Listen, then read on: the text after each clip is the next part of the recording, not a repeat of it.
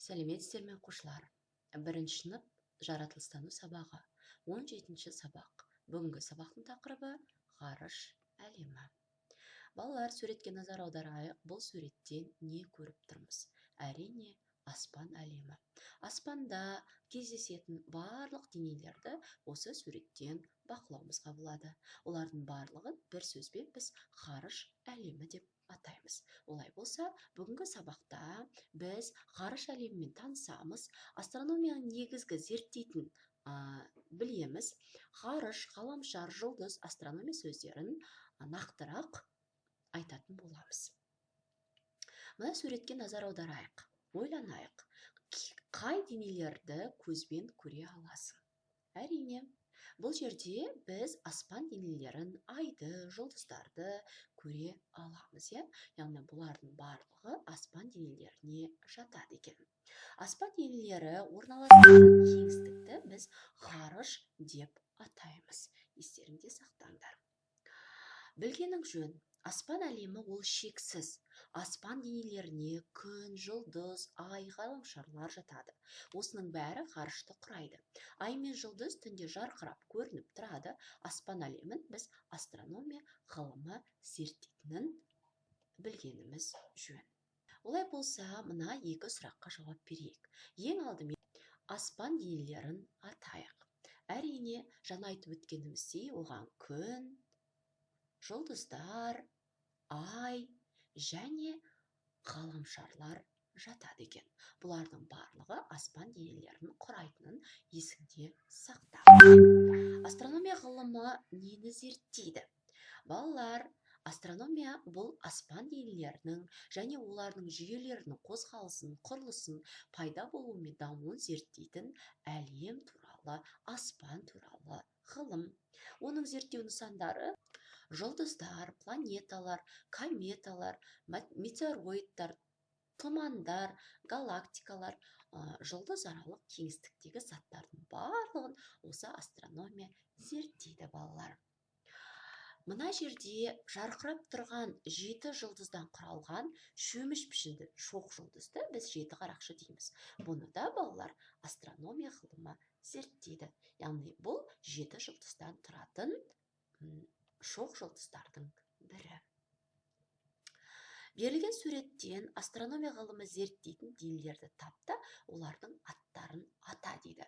Жаңа айтып кеткенімізде, зерттеу нысандары жұлдыздар, мына жерде көрініп тұрған, түрлі планеталар, кометалар, метеороидтар, галактикалар және жұлдыз аралық әртүрлі кеңістіктердің барлығын астрономия зерттейді балалар.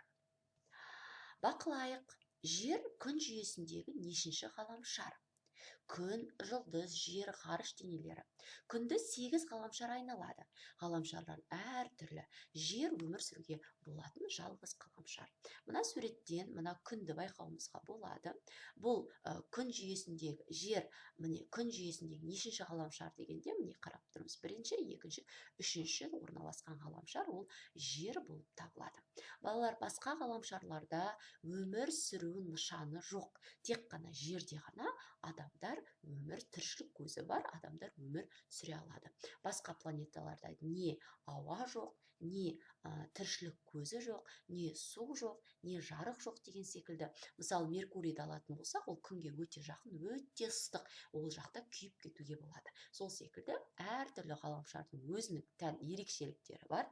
Сондықтан ол жерде өмір сүре алмаймыз. Тек қана күнге жақын орналасқан үшінші ғаламшарда ғана тіршілік бар деуге болады.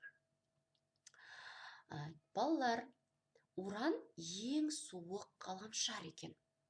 Юпитер, Сатурн, Уран және Нептунның беті жердегідей қатты емес. Олар кішкене жұмсақ болып келеді. Яғни осындай Уранның, Юпитер, Сатурн, Уран және Нептунның ерекшелігін айтуымызға болады. Бұл мәліметті есте сақтағаның жөн. Енді салыстырайық. Күн мен жердің ұқсастығы мен айырмашылығын айтайық. Күн мен жердің бір-бірімен қандай байланысы барын айтайық. Мына суретте біріншісінде күн, екіншісінде жер. Ең бірінші күн мен жердің ұқсастығын айтатын болсақ, екеуі де дөңгелек. Және екеуі де тіршілік үшін өте маңызды. Күн болмаса да біз өмір сүре алмаймыз, жер болмаса тіршілік иесі болмайды. Енді айырмашылығы қандай? Күн жылу жарық береді, ыстық болады. Ал жер ол тіршілік ету ортасы болып табылады. Бір-бірінен айырмашылығы бар. Енді күн мен жердің бір-бірімен қандай байланысы барын айтайық, иә балалар? Күн жерде болатын құбылыстарға үлкен ықпалын тигізеді. Ол жер бетінің негізгі жылу көзі болып табылады екен. Күн жерді жарықтандырып және жылытып тұрады. Яғни екеуі бір-бірінсіз тіршілік иесін құрай алмайды. Яғни жер күн болмаса, ол жақта адамдар өмір сүре алмайтын еді. Өйткені күн жерге жарық, жылу беріп тұрады. Жарық, жылу болмаса, біз жерде өмір сүре алмаймыз, тіршілік көзі бола алмаймыз. Сол себепті күн мен жер бір-бірімен тығыз байланысты. Олар күн мысалы жерде болатын барлық құбылыстарға тікелей әсер етеді. Мысалы өсімдік өсуі үшін де күн жарық керек, адам өмір сүру үшін де күн бізге жарық, жылу беріп тұрады деген секілді. Сондықтан олардың байланысы өте тығыз. Келесі зерттейік. Жер күнді айнала ма, әлде күн жерді айнала ма? Қорытынды жаса дейді. Әрине, балалар, мына суретте көріп тұрғандарыңыздай, күнді жер айналып отырады.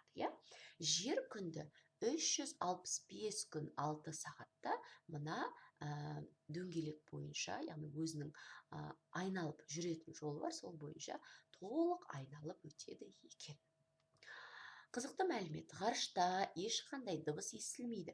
Өйткені дыбыс толқынын тарататын ол жақта ауа жоқ. Осымен бүгінгі сабағымызды аяқтаймыз. Келесі кездескенше